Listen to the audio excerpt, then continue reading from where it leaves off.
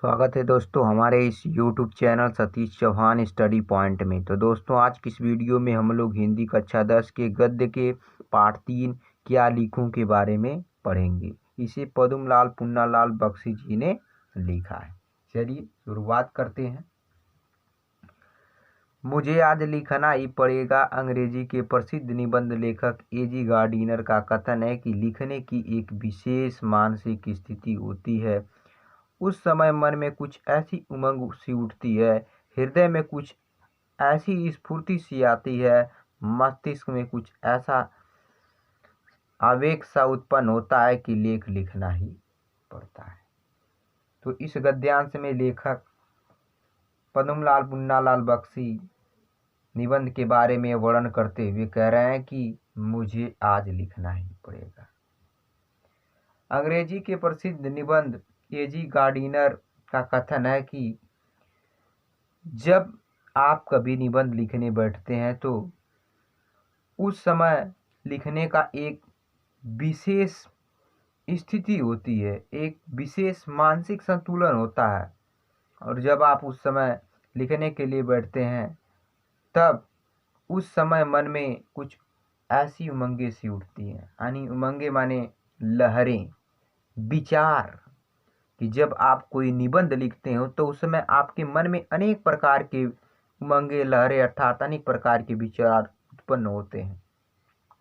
हृदय में कुछ ऐसी स्फूर्ति सी आती है और जो हमारा मन होता है उसमें एक ऐसी स्फूर्ति आ जाती है कि मस्तिष्क में कुछ ऐसा आवेग सा उत्पन्न होता है और मस्तिष्क है उसमें एक आवेग हो जाता है, उत्तेजना आ जाती है कि लेख लिखना पड़ता है, कि जिस भी विषय पर हम निबंध लिखना चाहते हैं वो अपने आप लिखा जाता है। उस समय विषय की चिंता नहीं रहती, कोई भी विषय हो हम अपने हृदय के आवेग को भर देते हैं।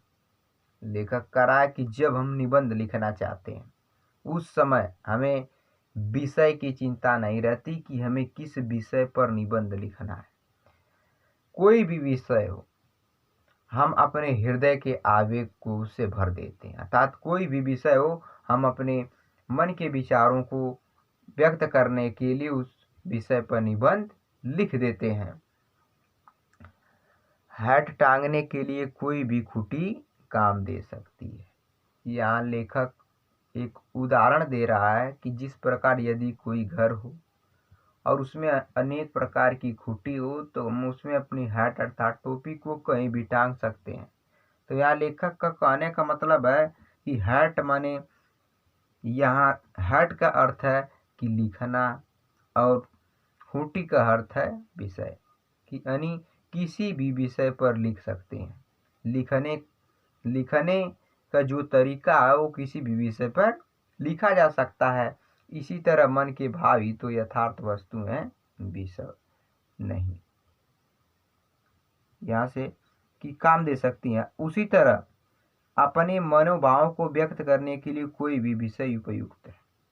लेखक का रहा ठीक उसी प्रकार हम अपने मन को, भावों को, मन के विचारों को व्यक्त करने के लिए हमारा विषय कोई भी हो सकता है। हम किसी भी विषय पर अपने मन के भाव विचारों को व्यक्त कर सकते हैं। असली वस्तु है हैट, खूंटी नहीं। अब लेखक कह रहा है असली वस्तु हैट है, अर्थात असली वस्तु है लिखना, विषय नहीं। इसी तरह मन के भाव ही तो यथार्थ है, वस्तु नहीं। इसी प्रकार जो हमारे मन के वास्तविक भाव है वह लिखना है, वस्तु का अर्थात लिखना, विषय नहीं। गार्डिनर साहब के इस कथन की यथार्थता में मुझे संदेह नहीं, पर मेरे लिए कठिनता का यह है कि मैंने उस मानसिक स्थिति का अनुभव नहीं किया है। आगे लेखक कह रहा है कि गार्डिनर साहब के इस कथन के बारे में मुझे कोई संदेह नहीं, मुझे कोई भय नहीं है, परंतु मेरे लिए सबसे बड़ी कठिनाई है कि मैं इस मानसिक स्थिति के अनुभव को अभी नहीं जानता हूँ। इस कार्य को मैंने अभी नहीं किया है जिसमें भाव अपने आप उत्थित हो जाते हैं। उत्थित का मतलब होता है उत्पन्न हो जाते हैं, कि इस स्थिति में जो मन के भाव होते हैं अपने आप उत्पन्न होते जाते हैं। मुझे तो सोचना पड़ता है चिंता करनी पड़ती है, परिश्रम करना पड़ता है, तब कहीं मैं एक निबंध लिख सकता हूँ। अब आगे लेखक कर रहा है कि जब मैं निबंध लिखना चाहता हूँ तो मुझे सोचना पड़ता है, चिंता करनी पड़ती है और कठिन परिश्रम करना पड़ता है, तब जाकर मैं एक निबंध लिख पाता हूँ। आज तो मुझे विशेष परिश्रम करना पड़ेगा, क्योंकि मुझे कोई साधारण निबंध नहीं लिखना है। आज मुझे नमिता और अमिता के लिए आदर्श निबंध लिखना होगा।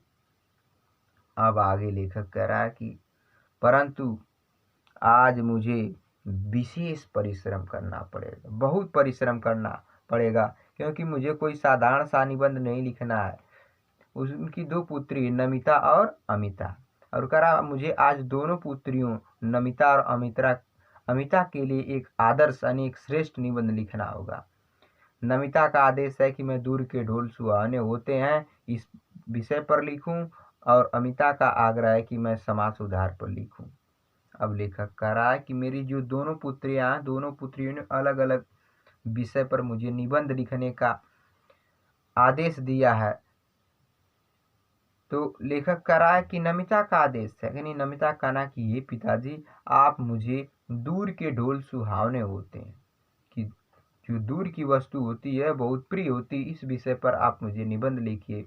और अमिता का यह निवेदन है कि मैं समाज सुधार यानी समाज को किस प्रकार सुधारा जा सकता है, इस विषय पर आप निबंध लिखिए।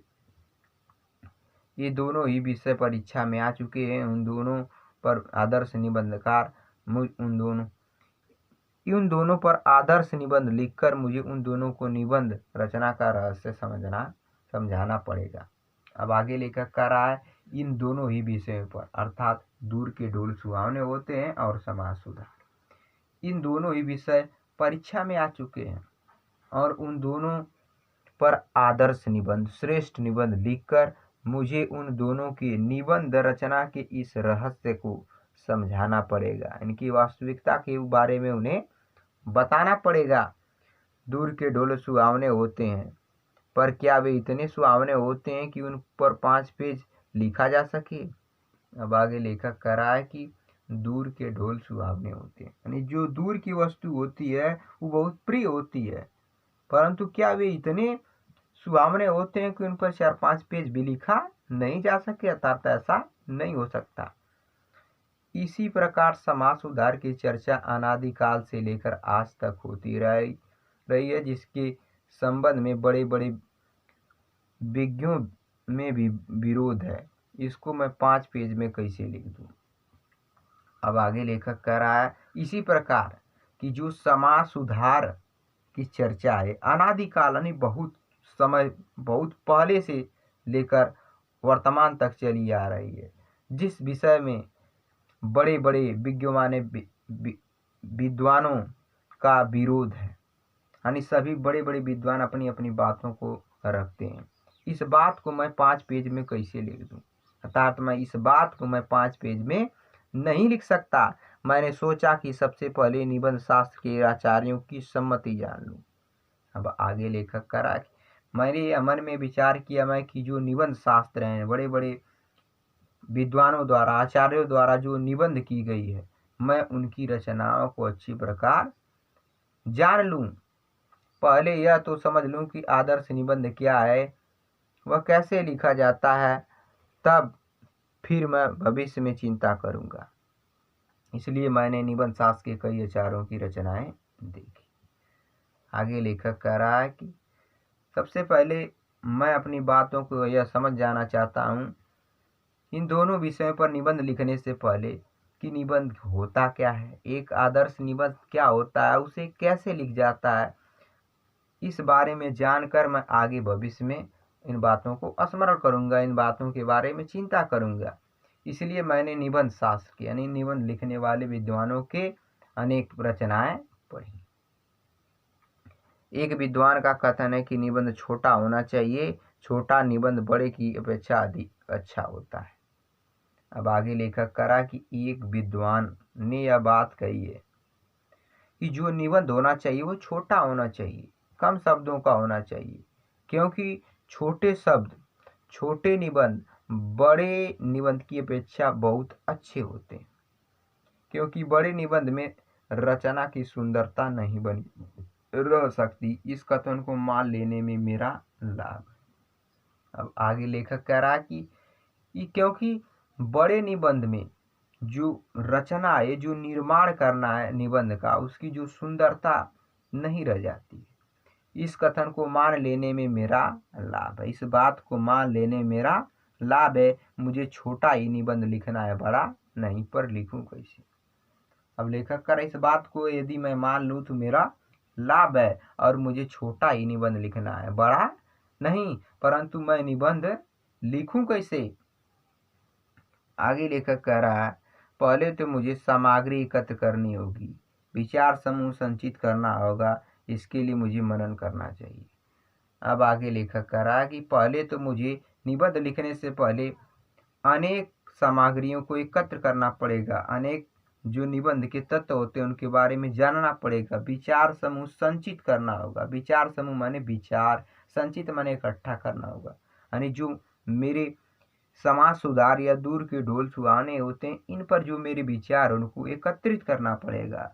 इसके लिए मुझे मनन करना चाहिए, और इसके लिए मुझे अपना ध्यान मग्न होना चाहिए, स्मरण करना चाहिए, हृदय में उन भावों को अच्छी प्रकार समझना चाहिए।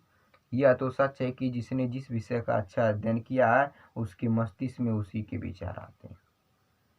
लेखक कह रहा है यह तो सत्य है कि इसके लिए मुझे मनन करना चाहिए। यह तो सत्य है कि मुझे जिस विषय का अच्छा अध्ययन किया उसके मस्तिष्क में उसके विचार आते हैं। मतलब कि यदि कोई व्यक्ति जिस विषय में उसकी अच्छी पकड़ होती है, अच्छी पहचान होती है, उस विषय में उसके मस्तिष्क में अनेक अच्छे अच्छे विचार आते हैं। पर यह कौन जानता है कि दूर के ढोल सुहाने होने पर भी निबंध लिखने की आवश्यकता होगी।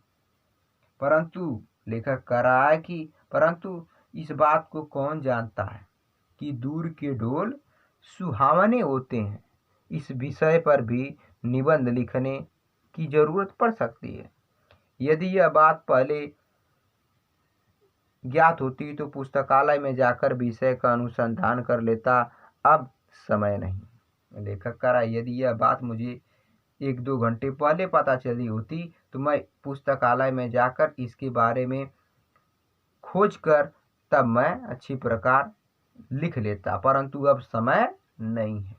मुझे तो यहीं बैठकर 2 घंटे में 2 घंटे में 2 निबंध तैयार करने होंगे। यहाँ न तो विश्वकोश है और न ही ऐसा कोई ग्रंथ जिनमें इन विषय की सामग्री उपलब्ध हो सके। अब तो मुझे अपने ज्ञान पर ही विश्वास कर लिखना होगा। लेखक कह रहा है यहाँ न तो कोई विश्वकोश है और न ही कोई ऐसा ग्रंथ है जिसमें विषय की सामग्री उपलब्ध हो सके। अब तो मुझे अपने ज्ञान पर ही विश्वास करना होगा कि जो मेरे अंदर ज्ञान है, जो मेरे अंदर हृदय के भाव हैं, उसी भावों को जागृत करके मैं निबंध लिखूं। तो दोस्तों आज की वीडियो यहीं तक। यदि वीडियो पसंद आए तो इसे लाइक, शेयर और कमेंट करिए। तो चैनल पर नए तो प्लीज़ चैनल को सब्सक्राइब कर लीजिए और बेल आइकन को प्रेस कर दीजिए ताकि आने वाले वीडियो की नोटिफिकेशन मिलती रहे। तो अगले वीडियो मिलेंगे, तब तक के लिए बाय बाय, धन्यवाद।